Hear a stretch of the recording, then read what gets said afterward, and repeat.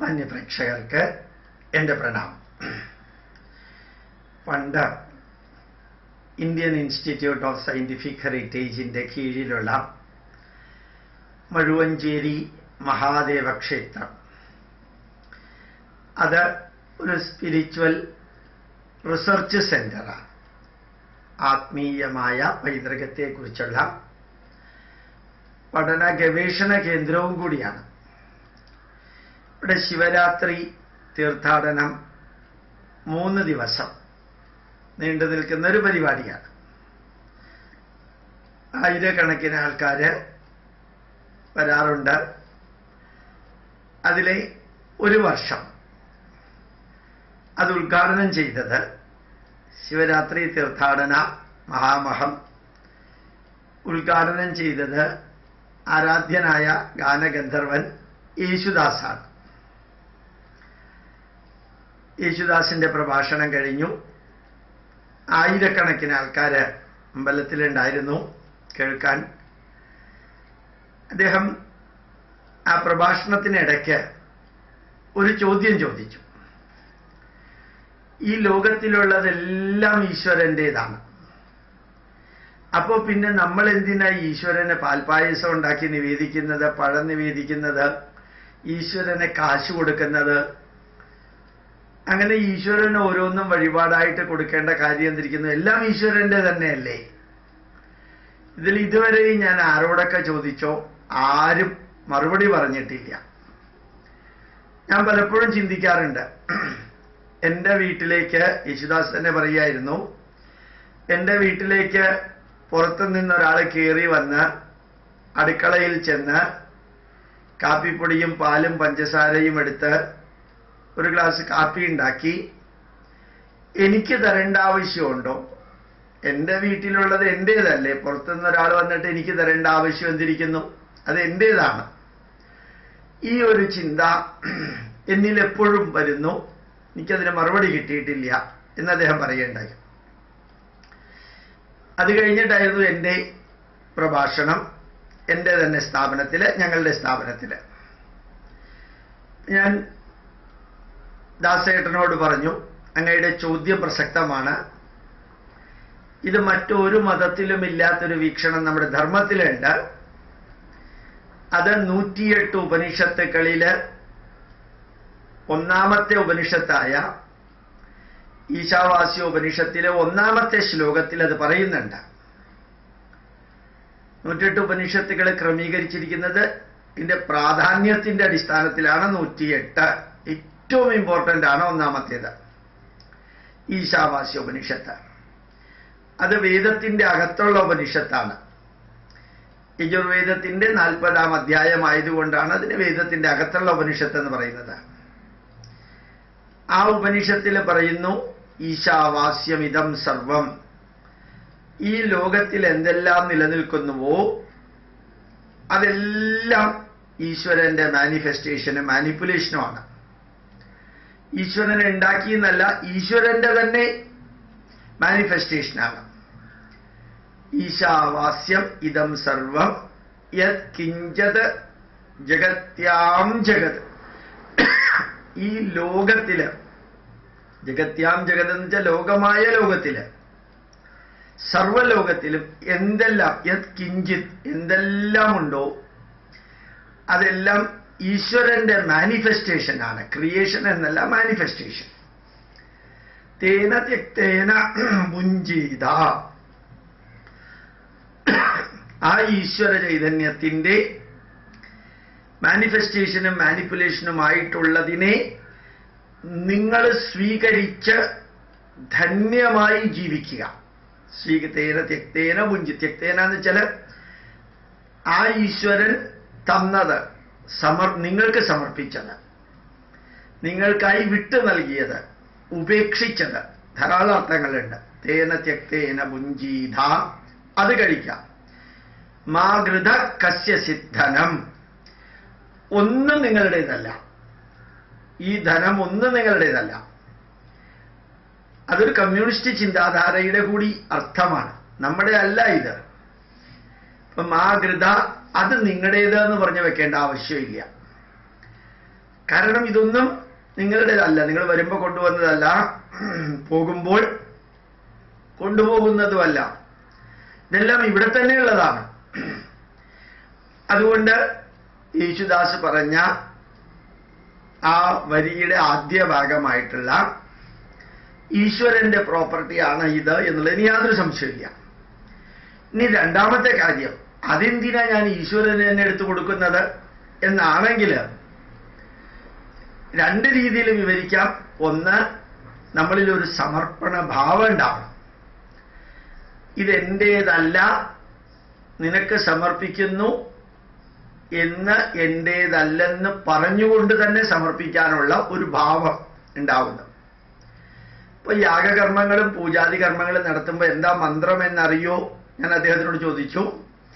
ഇന്ദ്രായ സ്വാഹ, ഇന്ദ്രായ ഇദം നമമ, ഇദം നമമ, ഇത് എന്റേതല്ല, ഇത് നമമ എന്റേതല്ല, ഇത് എന്റേതല്ലെന്ന് ഓർമ്മിപ്പിച്ചുകൊണ്ടാണ് എന്റേതെന്ന് വിശ്വസിക്കുന്ന സാധനം പോലും ഈശ്വരന് സമർപ്പിക്കുന്നതും അഗ്നിയില് യജ്ഞകർമ്മങ്ങൾക്ക് സമർപ്പിക്കുന്നതും.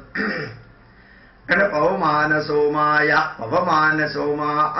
സ്വാഹ, പവമാന സോമായ ഇദം നമമ, വൈശ്വാനരായ സ്വാഹ, വൈശ്വാനരായ ഇദം നമമ, അഗ്നയേ സ്വാഹ, അഗ്നയേ ഇദം നമമ, വൈശ്വാനരായ സ്വാഹ, വൈശ്വാനരായ ഇദം നമമ, ബ്രഹ്മായ സ്വാഹ, ബ്രഹ്മായ ഇദം നമമ, വിഷ്ണവേ സ്വാഹ, വിഷ്ണവേ ഇദം നമമ. അങ്ങനെ മരുതായ സ്വാഹ, മരുതായ ഇദം നമമ. ഇങ്ങനെ ഏത് മന്ത്രം എടുത്താലും വായവേ സ്വാഹ, വായവേ ഇദം നമമ, അഗ്നയേ സ്വാഹ, അഗ്നയേ ഇദം നമമ, ഇദം നമമ എന്ന് കൂടി ചേർത്തിട്ടാണ് കൊടുക്കുക. ഇതെന്റേതല്ല എന്നറിഞ്ഞുകൊണ്ട് സമർപ്പിക്കുന്ന വലിയൊരു ഭാവമാണ് ഇതിലൊന്നാമത്തേത്. ഇനി രണ്ടാമത്തെ ഒരു ഭാഗമുണ്ട്, പ്രായോഗിക. ഇതിപ്പോ യാഗയജ്ഞങ്ങളിൽ നടത്തുമ്പോൾ വളരെ പൂർണ്ണമായ ബോധത്തോടുകൂടി യേശുദാസ് പറഞ്ഞതുപോലെ ഇതെന്റേതല്ല, നിങ്ങളുടേത് തന്നെയാണ്, നിങ്ങൾക്ക് ഞാൻ സമർപ്പിച്ചിട്ട് ബാക്കിയുള്ള യജ്ഞശിഷ്ടാശിനസന്തോ മുച്യന്തേ സർവകിൽപിഷൈഹി, യജ്ഞം ചെയ്ത് ബാക്കിയുള്ളത് ഞാൻ കഴിക്കുന്നു, യജ്ഞപ്രസാദമായിട്ട് കഴിക്കുന്നു. ഇതാണ് അതിന്റെ സങ്കല്പം. ഇനി രണ്ടാമത്തെ ഒരു സങ്കല്പമുണ്ട്. സാധാരണ വ്യാവഹാരിക ലോകത്തിലെ കാര്യങ്ങളൊന്ന് ചിന്തിച്ചു നോക്കാം. ഈ നോട്ടുകൾ, അത് 10ന്റെ നോട്ടായാലും കോയിനായാലും 100ന്റെ ആയാലും 500ന്റെ ആയാലും 2000ന്റെ ആയാലും നോട്ടുകൾ അടിക്കുന്നത് മുഴുവനും ഗവൺമെന്റാണ്. എല്ലാ നോട്ടും അടിക്കുന്ന ഗവൺമെന്റാണ്. അത് ഗവൺമെന്റിന്റെ പ്രോപ്പർട്ടിയുമാണ്. പിന്നെ നമുക്ക് ശമ്പളമായിട്ട് തന്നിട്ട് തിരിച്ചു പിടിക്കേണ്ട ആവശ്യം എന്തിരിക്കുന്നു? അല്ലെങ്കിൽ നമ്മൾ ടാക്സ് അടയ്ക്കേണ്ട കാര്യം എന്തിരിക്കുന്നു? എല്ലാത്തിനും നമുക്ക് ടാക്സ് ഉണ്ട്. കടയിൽ പോയി സാധനം വാങ്ങിക്കുമ്പോൾ ടാക്സ് ഉണ്ട്, യാത്ര ചെയ്യുമ്പോൾ ടാക്സ് ഉണ്ട്, ഇൻകം ടാക്സ് ഉണ്ട്, സെയിൽ ടാക്സ് ഉണ്ട്, എക്സൈസ് ടാക്സ് ഉണ്ട്, പ്രോപ്പർട്ടി ടാക്സ് ഉണ്ട്, പ്രൊഫഷണൽ ടാക്സ് ഉണ്ട്. എല്ലാം എമൗണ്ട് തിരിച്ചു കൊടുക്കുന്നുണ്ട്. അത് ഗവൺമെന്റിന്റെ ആണെങ്കിൽ നമുക്ക് തന്നിട്ട് തിരിച്ചു മേടിക്കുന്നതിന് പകരം അവർ തന്നെ കയ്യിൽ വെച്ചാൽ പോരെ എന്നൊരു ചോദ്യം കൂടിയുണ്ട്. സാധാരണക്കാർക്ക് മനസ്സിലാവാൻ വേണ്ടിയിട്ടാണ് ഈ ഭാഗം ഞാൻ പറഞ്ഞത്.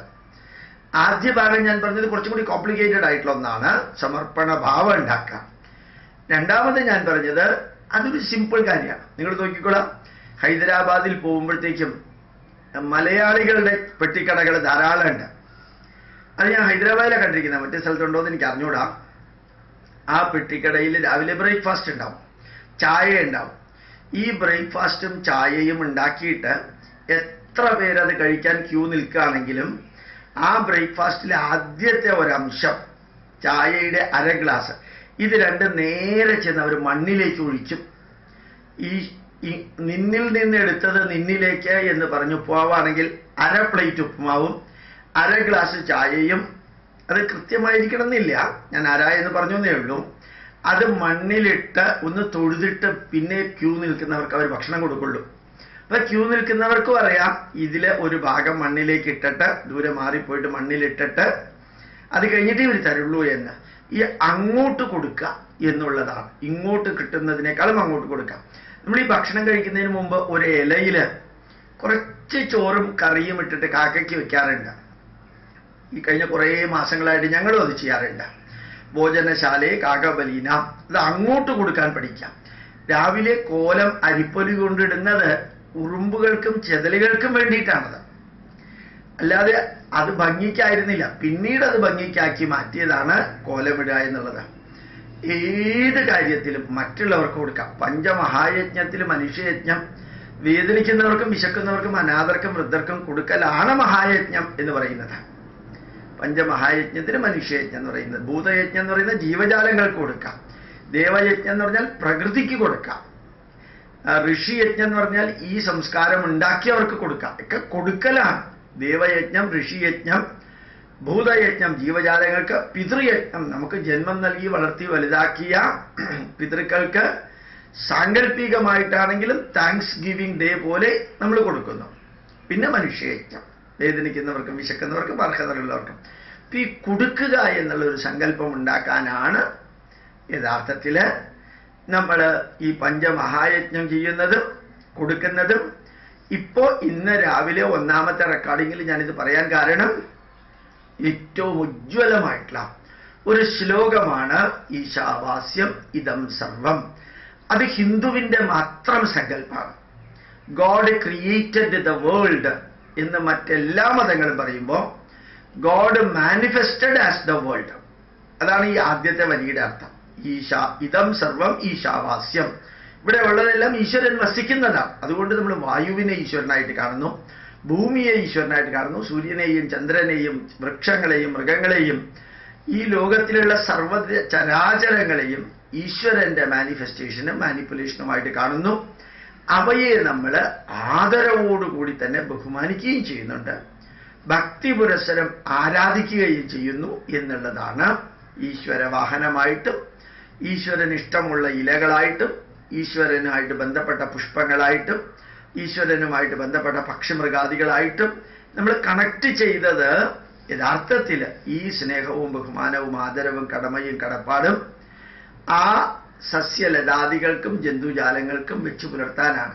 അത് ഈശ്വരന്റെ മാനിഫെസ്റ്റേഷനും മാനിപ്പുലേഷനുമാണ്, ക്രിയേഷൻ അല്ല എന്ന് ഹിന്ദുധർമ്മം നമ്മളെ പറഞ്ഞു പഠിപ്പിക്കുന്നു. ഈശാവാസ്യം ഇദം സർവം യത് കിഞ്ചിത് ജഗത്യാം ജഗത്. ഈ ലോകമായ ലോകത്തിൽ എന്തൊക്കെയുണ്ടോ അതെല്ലാം തേന തെക്തേന പുഞ്ചീത.